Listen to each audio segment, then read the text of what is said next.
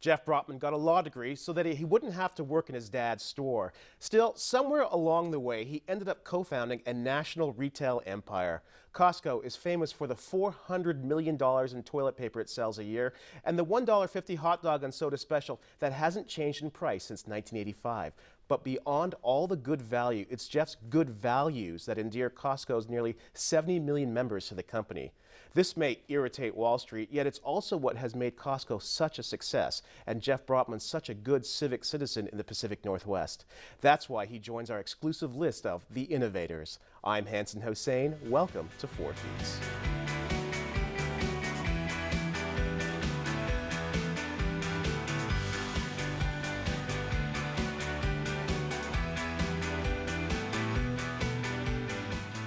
So Jeff Brotman from Costco, welcome. Thank you. So how did you get dragged back into retail? Well, a lot of what you said is true. I got bored with retail, working in the dregs of summer in my dad's clothing stores, and so I decided I ought to be a professional, and I went to law school because I couldn't stand the sight of blood and go to med school. So I ended up in law school and practiced law for a few years, and was very interested in having other businesses during those periods, and surrounded myself either consciously or unconsciously with other like-minded lawyers and non-lawyers. And so the first entrepreneurial activities that I did were small unit retail stores in the Pacific Northwest, along with friends and my brother, who is also a retailer. So it was a pretty natural way to go, and eventually, as I did more business startups, I spread my wings and got into other avenues. It reminds me a little bit of Al Pacino, and I think it's Godfather 3, where every time I try to get out, they keep dragging me back in. Is there something in the Brotman genetic code that says thou shalt do retail regardless of what you want to do? Absolutely. Well, many generations in my family have been in retail. All of my relatives on both sides, my mom and dad's sides, were in some form of retail. My kids are in retail, my brother's in retail, aunts and uncles are in retail. So I guess there's some DNA in there that guided me. In truth, before I started Costco, I was actually involved in the oil exploration business, but of course oil prices went into the toilet in the early 80s, and so I was looking around for something to do. My dad says, retail. And so I was doing a big research project at that time relative to large format retail, because I didn't want to run small unit clothing stores like my dad did, because it was pretty boring. So how did you know that the Costco model or an idea that you developed was the right time to sort of come to fruition? Well, some of it is intuition, but a lot of it is professional judgment and research. At that time in the Northwest and in other parts of the country, the grocery business, as an example, was very uncompetitive. The stores were dirty, they didn't have great products, the prices were quite high. For example, in the greater Seattle area, Safeway stores at that time had almost a 60% market share. So there was very little competition, and as a result, there was a price umbrella. So I saw that as an opportunity. If we could develop a concept that was more romantic than a typical grocery store, that was lower priced, we certainly in the grocery end or the food end could really build a strong franchise if we did that. And of course, I was interested in the non-food side because I wanted a larger format than the normal grocery store. And did you have, I'm just going to play a little video just to show a little bit behind the scenes. Obviously, most people know what a Costco looks like now, but at the outset, did you have this principle that there would be no more than a 15% markup on all products that were sold in the Costco? Well, we developed that. There was several things going on around the world in the retail format and the wholesale format. One of them was a hypermarket concept that was very highly developed in Europe at the time. And they were very, very good at food. Because of the way people were used to buying food locally. So the hypermarkets were very romantic in the way they approached the food marketing, if you will. And they were very, very poor relative to U.S. non-food retailers in the non-food section. And I thought that if somehow we could combine this, we would have a winning formula, because Americans were more attuned to higher quality products than they were in the non-food area than they were in Europe. On the other hand, Americans were not as fine-tuned on the fresh food side as the Europeans were. Given the culture of Europe has with food, right? Exactly. Yeah. And this was also the same in Asia, where fresh food products are key. In addition to that, there was a new wholesale concept that was established in San Diego. This is Price Club, right? This is Price Club. Yeah. And what they did is they copied a German cash and carry format that was wholesale only. And they were originally failing in that. It just didn't seem to translate into the U.S. market. And I was watching what they were doing, and as they began to become more retail in their orientation, they became more successful. I mean, you've actually used the word romantic a couple times in relation to retail, which is not exactly how I would normally associate the two words, but even looking at a Costco compared to, say, a Safeway now, there's something very highly functional about Costco in terms of using pallets and natural lighting and just really bare bones. But yet there's this passion. I wouldn't go as far as romance, but there's definitely a passion that customers have. What have you done in this content that you've created that has created that amazing connection between customer and Costco? Well, it's a secret. No, it's not a secret. But what we tried to do is figure out how many products could we put into one building, if you will, and have each product in a way be irresistible. Now, you can call it irresistibility, which is fine. I think that what we try to do is to create an environment that is straightforward for our members, for customers. And I think that we do the selection for the customer in many instances. As you know, although we carry a large number of product categories, within a category, it's a very narrow selection, if any. If you want to buy a toaster, you can buy the toaster we have. If you don't like that, you're not going to buy a toaster from us. But we think we bought the best toaster and the one with the best value. If you go into the fresh product sections now, remember, we're 30 years old and we have developed, we've gotten better over the last 30 years. We think that through working with countries and growers domestically and internationally, we have the best fresh products that you can buy.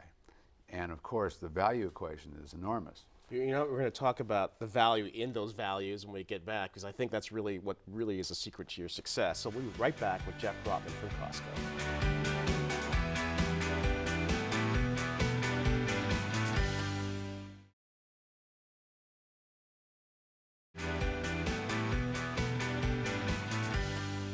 We're back with Jeff Brotman from Costco. Jeff, you were talking about this notion of that you actually select the products that people want. There's almost this assurance of quality. When you go to the average supermarket, you're faced with so much choice that it actually becomes a stressful environment for the person. While Costco is almost acting like a trusted filter, that people trust Costco to choose the right items that they can actually put their faith in. That's absolutely the case. What we do is we spend an enormous amount of time in mundane areas like cereal, breakfast cereal. If you go to a breakfast cereal area of a grocery store or any other store, you'll find maybe 30 or 40 or 50 brands. You'll find multiple sizes within each of those brands. And really, it's a daunting experience if you really don't know exactly what you want. What we do for you in the cereal category and every other category is we get into the market, we look at what we think is the best quality and the best value, and of course the best taste in the food area.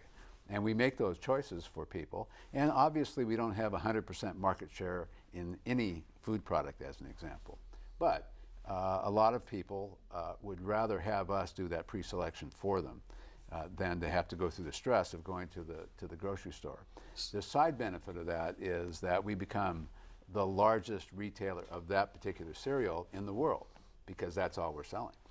Some of your best practices, such as that, endear you to your customers, but it also drive your analysts crazy. I mean, they don't want you to pay your employees that much. They don't want you to have more products. You know, how have your personal values driven the ethic and culture of Costco? Well, when we started the company, we mimicked the way we were raised, and we mimicked the way our parents treated the employees in our stores. And where did that come from? Because I understand, I believe, at least with your parents and your grandparents, their faith played quite a bit in terms of how they thought their duty was to society and their community. Yeah, I think that we were all raised both in terms of our faith, but in terms of common sense and decency. Maybe it's hard to tell whether the chicken or the egg came first in that environment. But I grew up with seeing my father have compassion for the employees, and so even my dad. This is back in the '50s when I was growing up and working as a little kid in the stores. We just took care of the employees. It wasn't a function of having mandated requirements of minimum wage, medical insurance, and all of these things. Dad took care of all of the employees. If an employee was sick, or if there was a death in the family, or any variety of things, you treated that employee just the way you would treat family.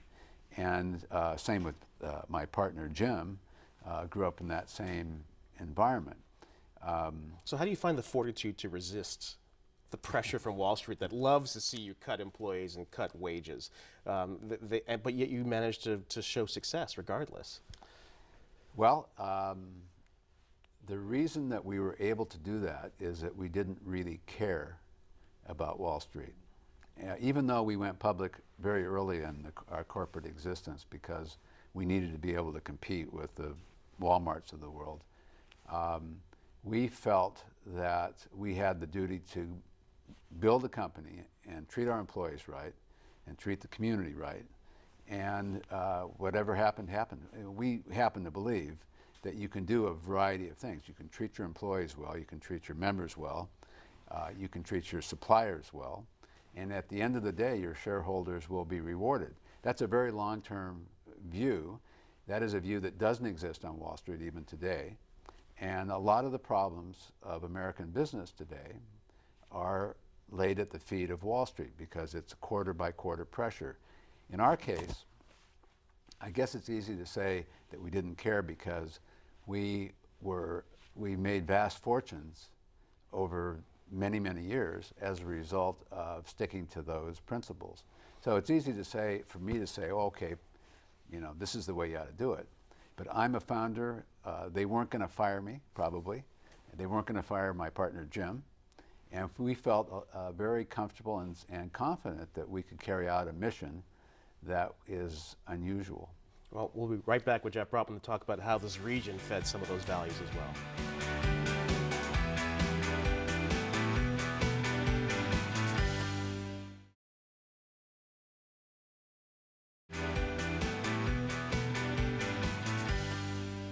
We're back with Jeff Brotman from Costco. Jeff, we've spoken about your values and your success. Part of your success also revolves around the fact that the average Costco customer or member, makes a six-figure salary, they're college educated. How do you reconcile that with the idea that you would like this to be as accessible as possible? I imagine that plays into your values as well, that you would like as many people as possible to come shop at Costco and get those benefits. It's a bit of a conundrum for us, but we think that this business model requires high-quality products. And oftentimes, high quality does not mean cheap. It means great value. So as an example, we're the largest retailer of Dom Perignon in the world. We sell it, champagne. So let's just say on average we sell it for $100 a bottle.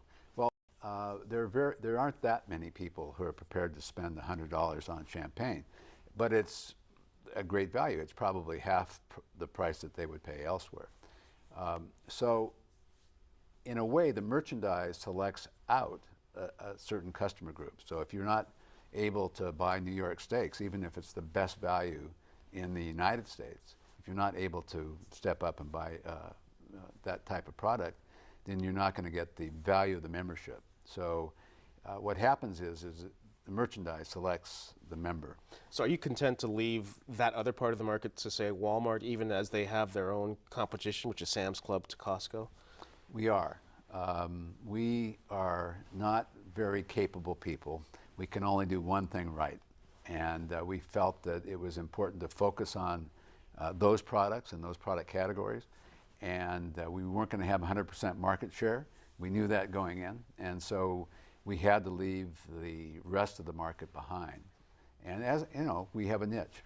And when you look at this region, we got Costco, Nordstrom, Starbucks, Amazon, very customer-centric companies that also seem to have a very strong core set of values.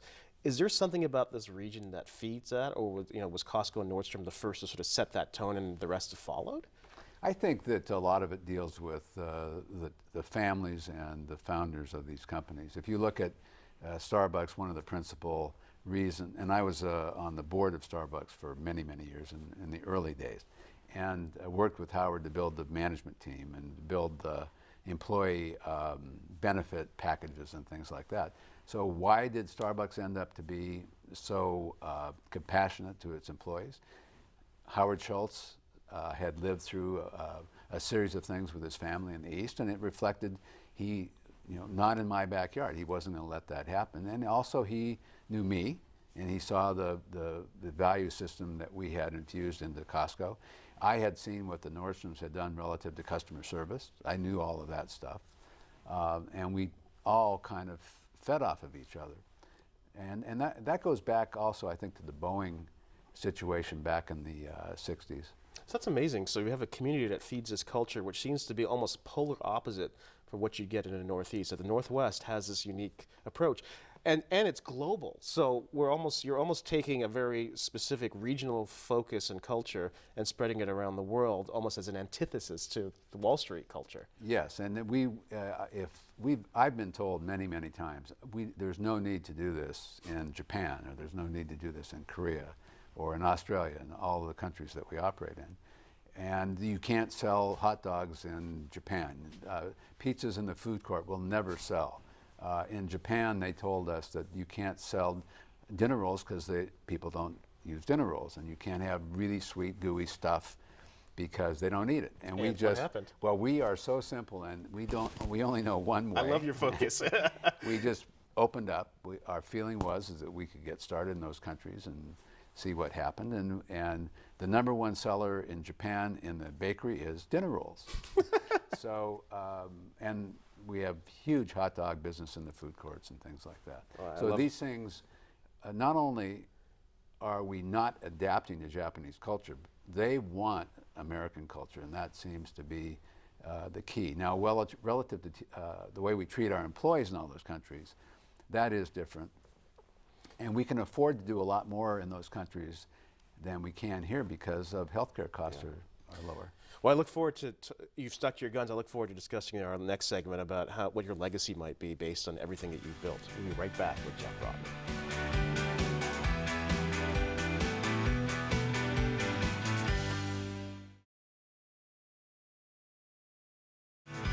4 Peaks is made possible by generous support from the Museum of History and Industry and from Weber Shandwick. We're back with entrepreneur and philanthropist Jeff Brotman. Jeff, as you look at all you've accomplished, both at Costco and in terms of the philanthropy that you've done with you and your wife, what's next for you? What do you hope that people will recognize you for? Well, I mean, we've always, my wife Susan and I have always felt that what we have acquired in material wealth was transitory to us, and we expect to give all of it back to the community in one way or the other. So that guiding principle was always with us. In terms of legacies, that's a difficult question for somebody like me. I am very, very proud of what we've been able to do in terms of the way we treat our employees at Costco and any of the other companies that I've been associated with. I think that my legacy will be that we've established employment policies that allow people to have a great life and a great standard of living, and to live their lives and be able to give back to the community. So that is my strongest legacy. That's up there with 2 kids who are great kids and also retailers. Your co-founder, Jim Senegal, retired a couple of years back. We look at, say, a company like Apple, where Steve Jobs had left a profound impact, but is also changing. How can you be assured that your values will continue at Costco when you're no longer at the helm, leading them all along the way? Well, in our case, we did something that was also unusual from the very beginning. We only hired from within. We have one MBA who is our vice president of finance, who's been with us. That's the only MBA you have? The only non-homegrown MBA. We support kids who want to go to college and get advanced degree, any degree, including MBAs. But we don't go outside of the company and hire MBAs. We don't hire anybody from outside the company for anything. We have no consultants. We don't do any of that. You don't advertise. We don't advertise. We don't do a lot of things that are considered essential to running an American business. So what we did is we hired only from within, and the culture of our company is buried deep down inside the company. So on any given day, if somebody's in Korea working in a warehouse and there's an issue that has to be resolved, they know what our culture is. Whether that's in the UK, whether it's in the United States, wherever, they know what the right answer is. Now, of course, whether they take the right steps to get to the right answer is another question. When you have 185,000 employees, it's difficult to ensure that that's going to happen. But everyone in Issaquah, our home offices, certainly knows what the corporate culture is. Well, Jeff Brotman, your willpower and your vision truly do make you an innovator, and I hope that your legacy does persist. And we invite you all to extend your reach by connecting with us at 4peaks.org. I'm Hanson Hossein. Thanks for joining us. Production of 4 Peaks would not be possible without the generous support of our sponsors.